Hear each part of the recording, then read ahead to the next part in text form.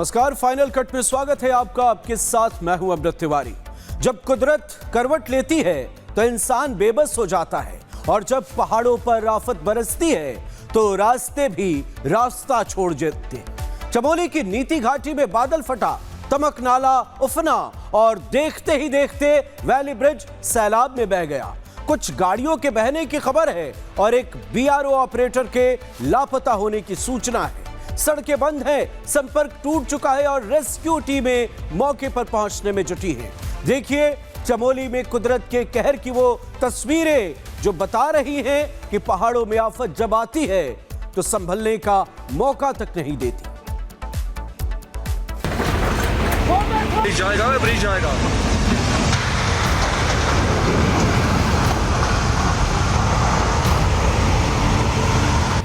कहते हैं कुदरत जब अपना रौद्र रूप दिखाती है तो सब कुछ तहस नहस कर देती है।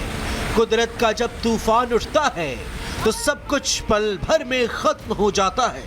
सामने जो आता है वो विनाश लीला में समा जाता है। पहाड़ जो सदियों से सीना ताने खड़े हैं, नदियां जो अपनी रफ्तार में जिंदगी बहाती हैं, और रास्ते जो इंसान को मंजिल तक पहुंचाते हैं। लेकिन जब आसमान से आफत बरसती है तो यही पहाड़, यही नदियां और यही रास्ते तबाही का रास्ता बन जाते हैं। चमोली की नीति घाटी से आई ये तस्वीरें कुदरत के उसी खौफनाक रूप की गवाही दे रहे हैं। कुछ देर पहले तक जहां रास्ता था वहां अब सिर्फ उफनता हुआ पानी है। जहां वैली ब्रिज खड़ा था वहां अब सैलाब का शोर है, और फिर कैमरे में कैद हुआ वो खौफनाक पल जिसे देखकर लोगों की रूह कांप उठी।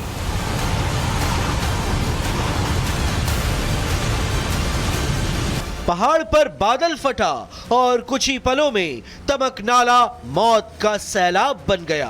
तेज बारिश के बाद नाले में अचानक पानी का बहाव बढ़ा।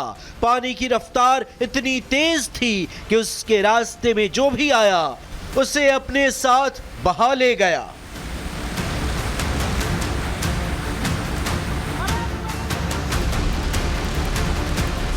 दरअसल नीति घाटी में बादल फटने से तमक नाला अचानक उफान पर आ गया। देखते ही देखते पहाड़ से सैलाब आया और पुल को तिनके की तरह बहा ले गया। किसी को कुछ सोचने तक का मौका नहीं मिला। यहां मौजूद कुछ लोगों ने इस घटना का वीडियो बना लिया। तेज बहाव के सामने इंसान की ताकत कितनी छोटी पड़ जाती है, ये तस्वीरें उसका डरावना सबूत हैं। पानी की रफ्तार बढ़ती गई, नाला उफनता गया और फिर पानी ने वैली ब्रिज को अपनी चपेट में ले लिया। बीआरओ की ओर से बनाया गया ये पुल नीति घाटी में आवाजाही का अहम जरिया था, लेकिन कुछ ही सेकंड में कुदरत के कहर ने पूरा रास्ता रोक दिया। एक तरफ पहाड़, दूसरी तरफ उफनता नाला और सैलाब में बहता हुआ पुल। ये तस्वीरें बताती हैं कि हालात कितने भयावह रहे होंगे। बताया जा रहा है कि इसमें कुछ गाड़ियां भी बह गई। एक गाड़ी में बीआरओ ऑपरेटर बैठा था जिसके लापता होने की खबर है। घटना को लेकर पुलिस ने बताया कि जनहानि की खबर नहीं है। पुलिस प्रशासन और डिजास्टर मैनेजमेंट की टीमें मौके पर हैं। लोगों से अपील की जा रही है कि नदी नालों के किनारे न जाएं। पुल टूटने की वजह से जिला मुख्यालय से नीति घाटी का संपर्क टूट गया है। नीति घाटी की ओर आवाजाही पूरी तरह प्रभावित हो गई है। बहुत तेज फ्लड आया है, इस कारण जो है वहाँ पे एक बेली ब्रिज था जो कि बह गया, और चूंकि बीआरओ के अधिकारी और कर्मचारी वहाँ पे थे, आसपास ही थे, तो उसमें बीआरओ की गाड़ी है, कैंपर था, वो एक ड्राइवर भी था, लापता हो गए हैं।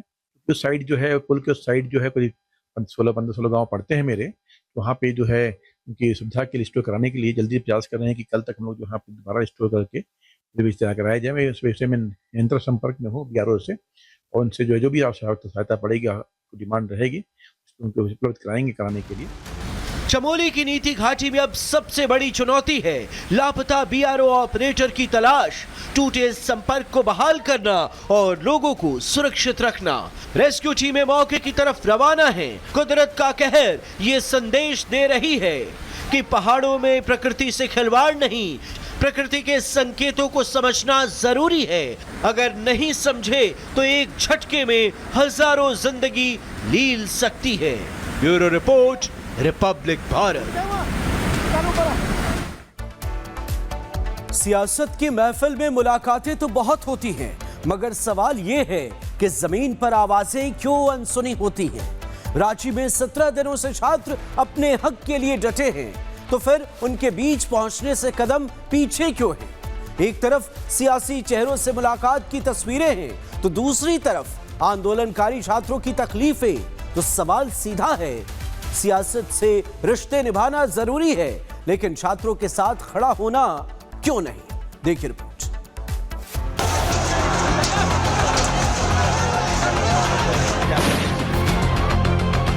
पहले इस तस्वीर को जरा गौर से देखिए। तस्वीर में 3 शख्स नजर आ रहे हैं। बीच में आदित्य ठाकरे हैं और अगल बगल सीजेपी के 2 नेता। एक तरफ है सौरभ दास तो दूसरी तरफ रत्ना सिंह। सौरभ दास और रत्ना सिंह ने आदित्य ठाकरे से मुलाकात की है। मुलाकात में क्या बातें हुई, क्या मुद्दे थे, ये किसी को नहीं पता, क्योंकि कुछ बताया नहीं गया। लेकिन इस तस्वीर ने बहुत बड़ा सवाल खड़ा कर दिया है। सवाल ये कि छात्रों के मुद्दे पर दिल्ली में हुंकार भरने वाली कॉकरोच जनता पार्टी के नेताओं के पास सियासी मुलाकात के लिए वक्त है, लेकिन रांची में 17 दिनों से आंदोलन कर रहे छात्रों के पास जाने का वक्त नहीं है। मुंबई जाकर आदित्य ठाकरे से मुलाकात करने के लिए समय मिल जाता है, लेकिन आंदोलनकारी छात्रों की आवाज को बुलंद करने में इन्हें बुखार आ जाता है और पसीने छूटने लगते हैं। इनकी पोल तो पहले ही खुल चुकी है। वक्त के साथ साथ नकाब भी उतरता जा रहा है।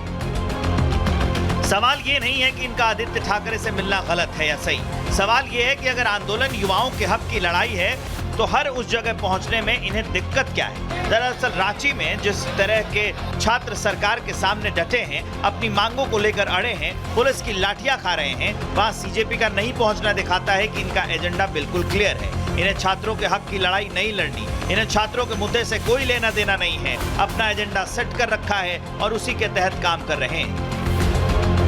आदित्य ठाकरे से सौरभ दास और रत्ना सिंह की मुलाकात की जब तस्वीरें जारी की गई, तब इस पर जेन ज़ी लॉयर्स एसोसिएशन ने भी सवाल खड़े कर दिए। एसोसिएशन ने मुलाकात को लेकर सौरभ दास और रत्ना सिंह को नोटिस भेजा है। जेन ज़ी लॉयर्स एसोसिएशन का कहना है कि यह नोटिस इसलिए भेजा गया है क्योंकि सीजेपी ने कई बार कहा है कि वो राजनीतिक रूप से स्वतंत्र है और किसी भी राजनीतिक दल से नहीं जुड़े हैं। कुछ दिन पहले आपके सौरभ दास जी ने संविधान पे हाथ रख के एक शपथ ली।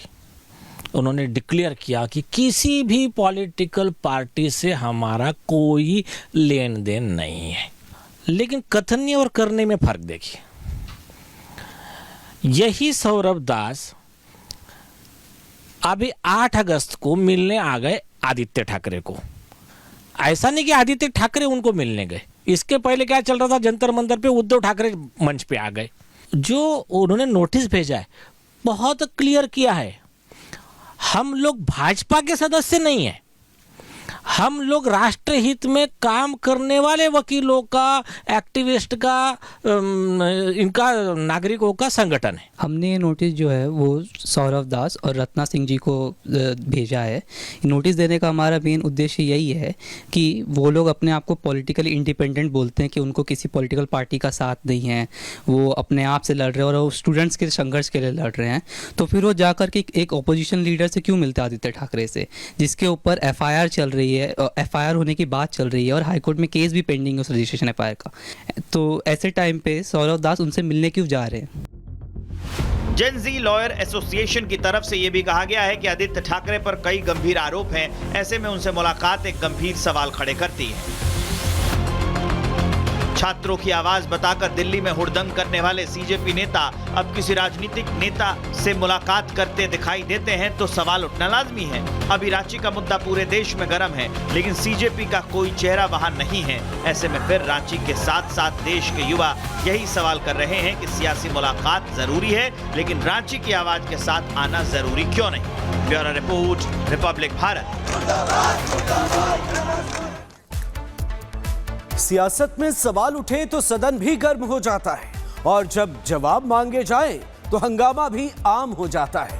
दिल्ली विधानसभा में आज साइकिल से लेकर लक्ष्मी योजना तक में संग्राम दिखा। आपने साइकिल खरीद में कथित घोटाले का आरोप लगाया तो बीजेपी ने लक्ष्मी योजना पर सवाल का जवाब दिया। अब सवाल है, सियासत के इस जंग में मुद्दे जनता के हैं या फिर मुद्दों के नाम पर सिर्फ सियासी दांव पेच का खेल। देखिए रिपोर्ट।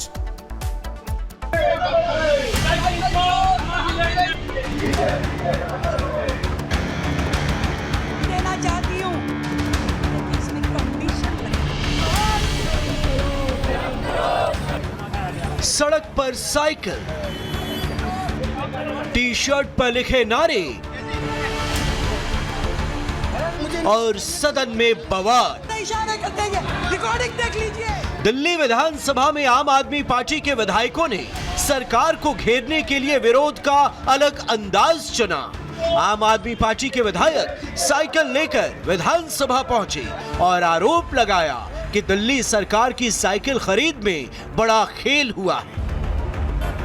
विपक्षी विधायकों की यह सिर्फ साइकिल की सवारी नहीं थी, बल्कि सियासत का एक बड़ा हथियार थी। आम आदमी पार्टी का आरोप है कि जिन साइकिलों को दिल्ली सरकार 7,000 रुपए में खरीदी दिखा रही है, वही साइकिल उन्होंने 4,200 रुपए में खरीदे। मतलब ये कि हर साइकिल में जो करीब 3,000 रुपए का घोटाला हुआ, वो किसकी जेब में गया?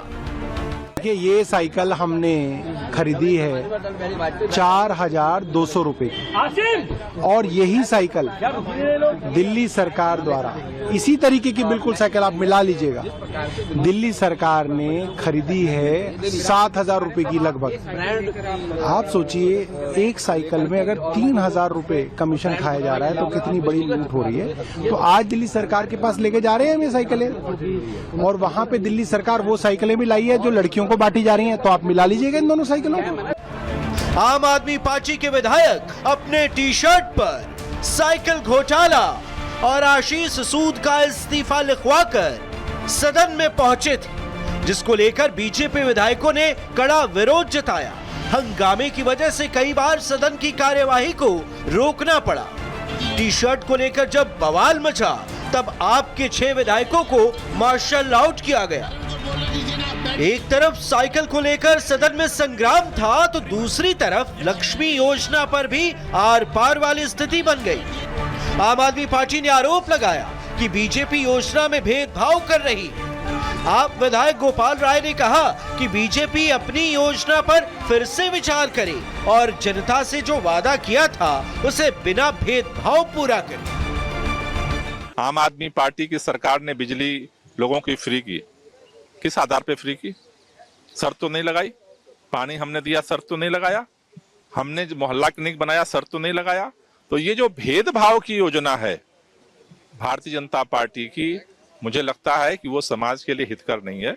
सरकार को पुनर्विचार करना चाहिए और जो वादा किया था उसे पूरा करना चाहिए। लक्ष्मी योजना की शर्तों पर जब आम आदमी पार्टी ने घेरना शुरू किया, तब मुख्यमंत्री रेखा गुप्ता ने खुद कड़ा जवाब दिया। रेखा गुप्ता ने कहा कि कुछ लोग कह रहे हैं इसमें इतनी कंडीशन है कि 3 बच्चे होने की वजह से उनको पैसे नहीं मिलेंगे। उन्होंने कहा कि हाँ, ये कंडीशन लगाई गई, जिनके 3 से ज्यादा बच्चे हैं उनको इस योजना का लाभ नहीं मिलेगा, क्योंकि महिलाएं बच्चा पैदा करने वाली मशीन नहीं है। 17 लाख बहनों को योजना का लाभ पहुंचाने का लक्ष्य रखा गया है। जरूरत पड़ेगी तो इसे आगे बढ़ाने में भी कोई गुरेज नहीं है।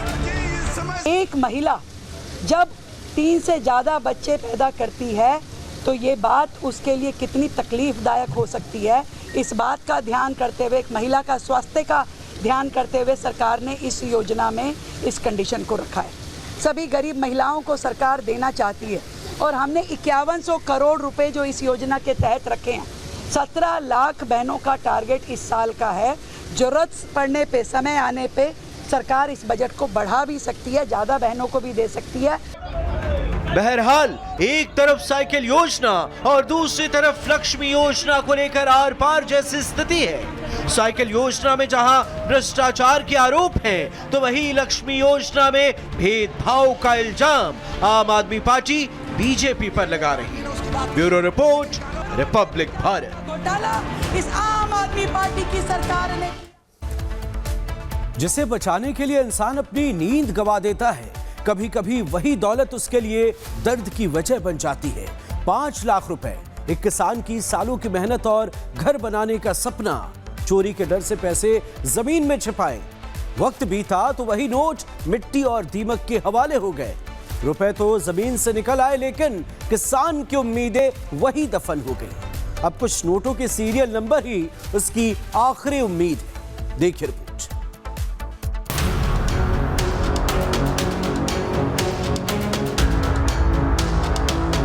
5 लाख रुपए किसी के लिए जिंदगी भर की कमाई होती है, किसी के लिए घर बनाने का सपना होता है और किसी के लिए मुसीबत से बचा कर रखी गई जमा पूंजी। लेकिन राजस्थान के इस किसान के लिए 5 लाख रुपए की यही रकम पहले डर बनी, फिर उम्मीद बनी और अब परेशानी बन चुकी है। मामला राजस्थान के बालोतरा के नेवाई गांव का है। यहाँ एक किसान ने चोरी के डर से पैसे जमीन में दबा दिए और फिर उसे भूल गया। जब तक नोट निकाला तब तक सड़गल चुका था और हालत ऐसी हो चुकी थी कि उस रकम का कोई मतलब नहीं रहा। किसान को उम्मीद थी कि बैंक इसमें मदद करेगा, लेकिन बैंक वालों ने भी हाथ खड़े कर दिए। आइए आपको पहले ये पूरा मामला बताते हैं कि आखिर हुआ क्या था और किसान ने जमीन में नोट क्यों दबा दिए। तो हुआ यूं कि किसान मांगीलाल ने 1 साल पहले मकान बनाने के लिए प्लॉट बेचा था। इसके बदले किसान को 5 लाख रुपए मिले थे। घर में इतनी बड़ी रकम रखने में डर लगा तो मांगीलाल ने एक थैली में सभी नोट रखे। नोटों से भरा बैग गड्ढा खोदकर जमीन में दबा दिया। किसान ने पैसे तो छिपा दिए, लेकिन कुछ समय के बाद ये भूल गया कि पैसे किसी जगह पर रखे थे। कुछ समय बाद पैसे निकालने पहुंचा तो वो जगह उसे याद ही नहीं रही। खेत में तलाश शुरू की, लेकिन कोई सुराग नहीं मिला। पिछले दिनों किसान ने खेत की जुताई कराई तो बैग बाहर निकल आया। थैली खोली तो उसमें नोट देखकर सबके होश उड़ गए। थैली में रखे 500 रुपए के नोट नमी और दीमक की वजह से बुरी तरह खराब हो चुके थे। कई नोट फट चुके थे और कुछ टुकड़ों में बदल गए। किसान को रुपए तो मिल गए, लेकिन मिट्टी के नीचे दबे रहने के कारण नोटों की हालत ने उसकी खुशी को सदमे में बदल दिया। तस्वीरों में आप देख सकते हैं कि जमीन के नीचे दबे होने की वजह से नोटों की क्या हालत हो चुकी है। ज्यादातर नोट खराब हो चुके हैं। पैसे बर्बाद होने से किसान मांगीलाल सदमे में है। खेत में जो मार देगी और ढूंढ बनाऊं, ढूंढा बात बताया था। बजे मैंने लगी इधर मैं कि वो खेत में कोई रहे बड़ा है नहीं करेंगे, टपरी है थी। मैं टपरी भी पे रख दिया तो मैं कि कोई ले जाई, मैं डरते मैं जमीन में गाल दिया साहब। जमीन में गालियन मैं भूल गयो, પછી પર ગયો બહાર કોમ માટે જોયા ઘણી લાદે નહીં બજે બા मैं લાદી કોની ઘણી मैसेज भी घणी मैं सोच कीधो पण साहब होश कीधो दिमाग में पूरा निकल गया। दिमाग पूरा निकल गया। मैं क्या कटे गालिया साहब। किसान को लगा कि शायद बैंक वाले इसमें कुछ मदद करेंगे, लेकिन बैंक वालों ने नोटों की स्थिति देखकर उन्हें बदलने से इनकार कर दिया। मांगीलाल ने बताया कि बैंक कर्मचारियों ने उन्हें जयपुर जाने की सलाह दी। जिन नोटों के सीरियल नंबर स्पष्ट हैं, उनकी प्रक्रिया के लिए जयपुर जाने की जरूरत पड़ सकती है। मांगीलाल ने कहा कि वे अनपढ़ हैं और आर्थिक स्थिति भी मजबूत नहीं है। ऐसे में जयपुर जाकर नोट बदलवाने की प्रक्रिया पूरी करना उनके लिए आसान नहीं है। किसान की पत्नी ने कहा, अगर पति ने इन्हें पहले ही पैसे दबाने की बात बता दी होती तो शायद ये नुकसान नहीं होता।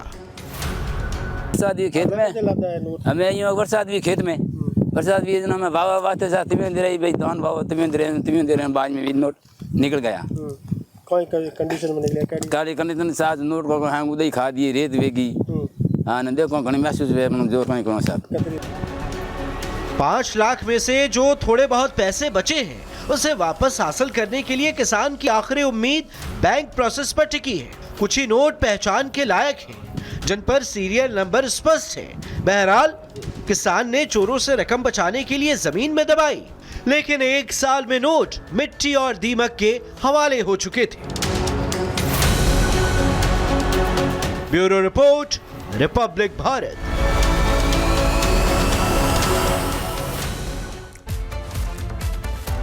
जमीन के टुकड़े पर शुरू हुई थी बात, मगर बात इतनी बढ़ी कि रिश्तों में खून उतर आया। जैसलमेर में एक प्लॉट के विवाद ने ऐसा तूल पकड़ा कि दो पक्ष आमने सामने आ गए और चाकूबाजी में 3 लोग घायल हो गए।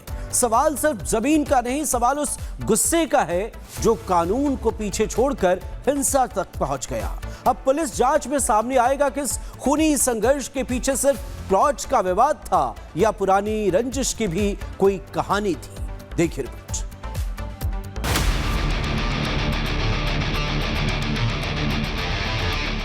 राजस्थान के जैसलमेर के सावला गांव में जमीन के एक टुकड़े को लेकर शुरू हुआ विवाद देखते ही देखते खूनी संघर्ष में बदल गया। सदर थाना क्षेत्र में एक प्लॉट को लेकर 2 पक्षों के बीच पहले से विवाद चल रहा था। बताया जा रहा है कि इसी पुराने विवाद को लेकर दोनों पक्ष एक बार फिर आमने सामने आ गए। पहले कहा सुनी हुई, फिर विवाद बढ़ा और देखते ही देखते दोनों पक्षों में मारपीट शुरू हो गई। आरोप है कि इस दौरान चाकूबाजी भी हुई जिसमें 3 लोग घायल हो गए। घटना के बाद पूरे इलाके में हड़कंप मचा है। जानकारी के मुताबिक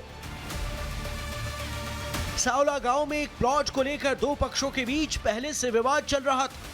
पुरानी रंजिश के बीच दोनों कुछ आमने सामने आए और विवाद बढ़ने पर मामला हिंसा तक पहुंच गया। चाकूबाजी में 3 लोग घायल हो गए जिसमें एक की हालत गंभीर है। इलाज के लिए उन्हें जोधपुर रेफर किया गया है। घायलों का अस्पताल में इलाज जारी है।